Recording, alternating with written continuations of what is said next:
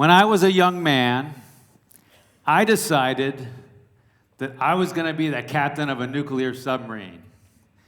And now I'm going to tell you the most amazing thing that you're going to hear today. I actually was the captain of a nuclear-powered submarine.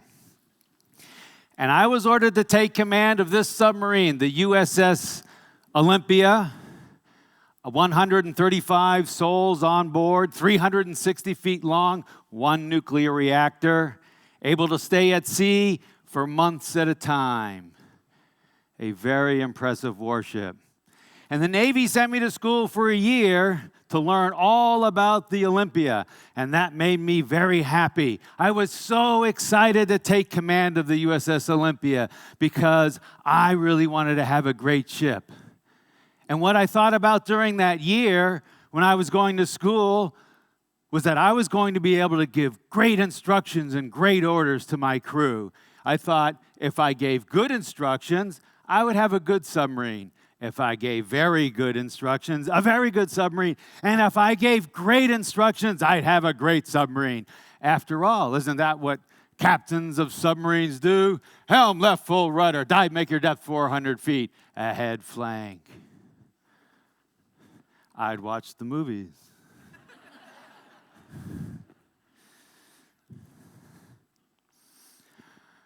Well, the plan changed, and just 1 week before I was scheduled to take command of this submarine, my parents were flying out to Hawaii to come to the ceremony.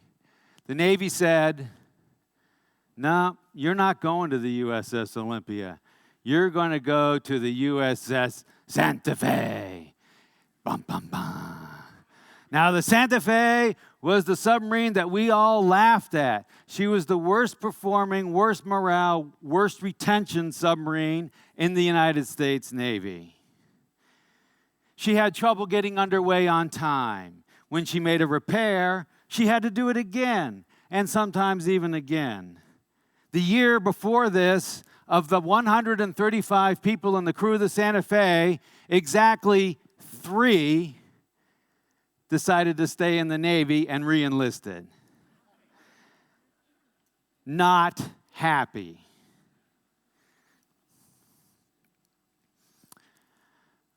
I was petrified. I was scared because I was trained for the Olympia, and the Santa Fe is a different submarine.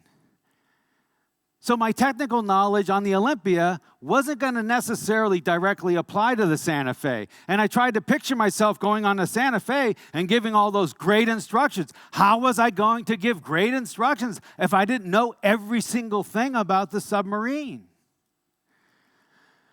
Well, I took command early in January, and we had an inspection coming up in 2 weeks.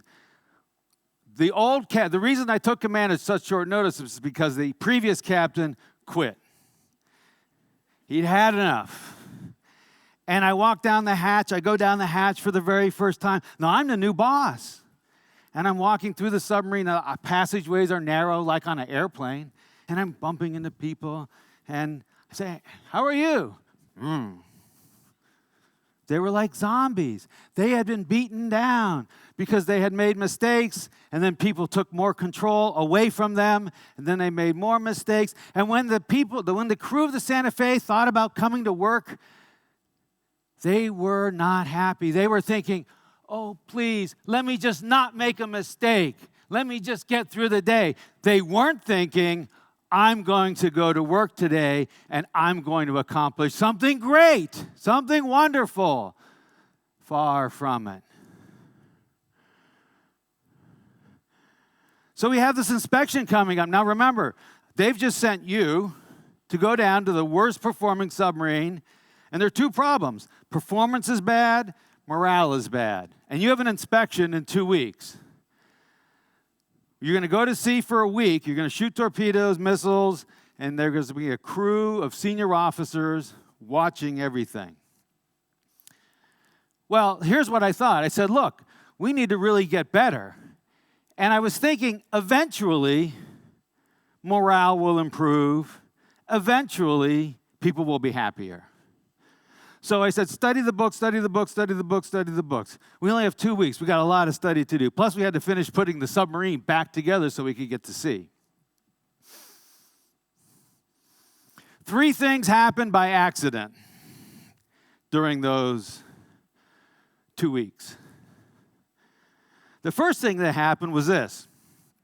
I was walking through the engine room, and there was a pump sitting on the deck, and there were no workers around it. It was just sitting there, and we needed to get to sea. The pump needed to be installed in the submarine so we could go to sea.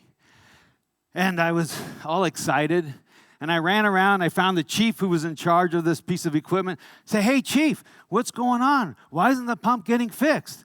And he said, well, Captain, they didn't order the right part. I was like, they? Who's they? Well, supply department. Now, on a submarine, it's like the supply department chief sleeps right above the machinery department chief. It's like, get up. We don't have the parts we need. So I just blurted out, there's no they on Santa Fe. It rhymed. That was good. And so that became a rule. No one could refer to anyone else on the Santa Fe with the word they. It was we. And so now we would have things like, well, they didn't assemble the equipment. I mean, we didn't, you just sound stupid. So that was one thing. It was accidental. The next thing that happened was we got underway for this inspection. Now remember, even though I was trained for the other submarine, I was used to giving orders and instructions. That's what captains of submarines did. And so I gave an order. It turned out on this particular submarine, unlike all the other submarines I'd been on, you couldn't do. It just didn't make any sense. It was like shifting into 6th gear and only having 5 gears in your car. And so I suggested to the officer of the deck. It wasn't even do this. I just said, hey, why don't we do this? And the officer of the deck, who had been on the board for 2 years, ordered it. And one of the most junior sailors on the submarine, who was the person who was actually supposed to do it, said, we can't do that. And I looked at the officer of the deck and I said, did you know about that situation? And he said, yes, sir, I did. He looked me right in the eye. I said, well, why did you order it? What did he say? What do you think? Because you told me to. We train people to do what they're told. Remember, captains and leaders give instructions. Everybody else follows them. So we have this seesaw. The more we take control, the less we get people to think. And I realized because I was trained for another submarine, what I really needed was for my people to think, not do. Everyone does. Everyone executes about the same. The difference between amazing places to work and every other place is what's happening in the thinking. So, in order to get people to think, I had to stop giving control, stop taking control. I had to give control. So, I said, look, I'm not going to give any more orders because if I give an order and you follow it and it's the wrong order, we're all going to die. It focuses the mind. Well, what happened? Well, now, if the boss isn't telling you what to do, then I went out in the control room, and the officer deck was standing there, and he was looking at me, and I could see in his eyes, well, what do you want me to do? And eventually they started saying, well, Captain, I intend to do this. I intend to do this. I intend to do this. I intend to do this. And in the past, it was either request permission to, or I would say time to submerge the ship, time to get underway, time to start up the reactor. And it was all top down. And we went from one leader, one thinker, one person telling what people to do, and 134 people doing what they were told, to 135 people who were thinking. Because once the officer deck said, well, captain's not going to tell me what to do, so I'm not going to tell the guys below me what to do. And pretty soon you could go all the way to the engine room, and everybody on the submarine was thinking. We had 135 thinking, passionate, creative, proactive people. by accident.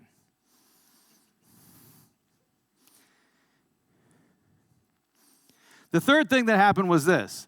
The inspection team was about to come on the submarine. And I got my guys together, and everyone said, we talked about what's the problem here? No one's happy to be here. Well, what kind of things would people who are happy to be here do? And we talked about a bunch of different things. But one thing we talked about was this, how the crew had their head down, looking at their shoes, and greeted me. And we said, we don't want the crew to greet the inspectors that way. So we made a rule, another rule, which we called the three-name rule. Three-name rule went like this. Welcome, Miguel. I'm David. Welcome to the Santa Fe. 3 names. Your name, their name, and the Santa Fe. We didn't tell them why to do it. We didn't give them a big lecture. We just said, this is the new policy. When the inspectors come down, this is what we'd like you to do. The inspectors came on the submarine.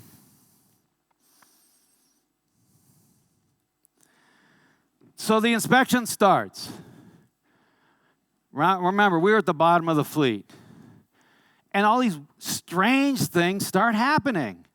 We go to fight the fire, the exercise fire, and we do really well. People are thinking out there in the spaces. They're not waiting to be told what to do. And then it's time to load and shoot torpedoes. And we actually loaded the torpedo right. We didn't make mistakes like we normally did. It was really strange. And here we are in the sonar room. And they heard the bad guy and helped us put the ship in position. It was as if everyone magically got smarter. I couldn't understand it. And my boss came down. Now, this was exactly 21 days since the first day I stepped on the submarine. My boss came down and said, it's a new submarine. And he gave us a grade that put us from the bottom of the fleet over halfway toward the top. It was astounding. It was like if I said the GDP of Denmark next year passed France. Well, that might actually happen. There was no logical explanation for it. Now, let me tell you what I think really happened. What happened was, when I told the officers that I wasn't going to be in control, that they were going to be in control, I gave them control of their jobs. When we told the crew there's no they on Santa Fe, they started rewiring their brains to the fact that we're in this together. We're a team. And when we told them to use the 3-name rule, welcome aboard the Santa Fe, they started to get a little bit of pride. And they started to connect what we were doing to the higher purpose of the submarine, which is to defend liberty of all people everywhere. And so what we actually did was make people happier. Because in 2 weeks, there was no way we could have learned what we needed to learn. But in 2 weeks, you can make people happier. People can choose to be happier. And when they're happier, I now understand the science. When you're happier, you don't act smarter. You actually are smarter. So we made happy people first, and then the performance came up. Not what I thought, which was, let's make things better, and then people will be happy. The saying we have in the United States Navy is, the floggings will continue until morale improves. And it's so true.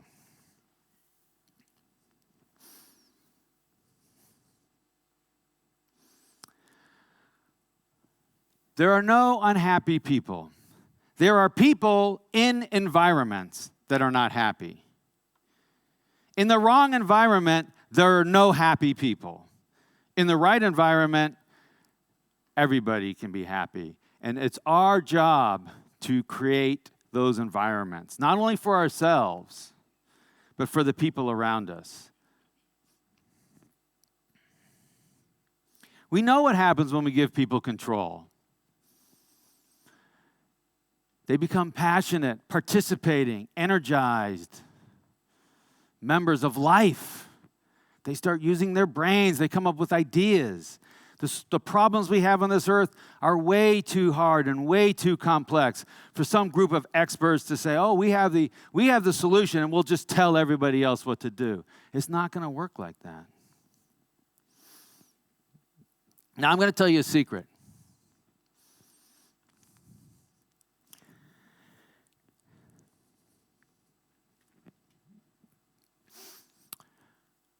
When it comes to happiness, I'm going to talk about your happiness. Making other people happy is not a sacrifice. You can go from quarterly earning to quarterly earning. You can go from accomplishment to accomplishment. And at the end of your life, you're going to wonder, well, what was it all about? And what I discovered from being the captain of the Santa Fe and giving people control and letting them be in charge of their own lives, and the result was that the very next year, not 3 sailors re-enlisted in the Navy, 33 sailors re-enlisted. And we've now created 10 commanding officers from this one crew, a highly disproportionate number. And so I get emails now that say, oh, Captain, I finished college. The first person ever in my family to go to college. Or I've started my own company. Or I've been promoted to captain. Or I've been selected to be the captain of a shipyard. And those things make me happy. So, ladies and gentlemen, when it comes to happiness, you can do the most greatest thing of all for happiness, for your own happiness, and that's to make other people happy. Thank you very much. Go out, make people happy.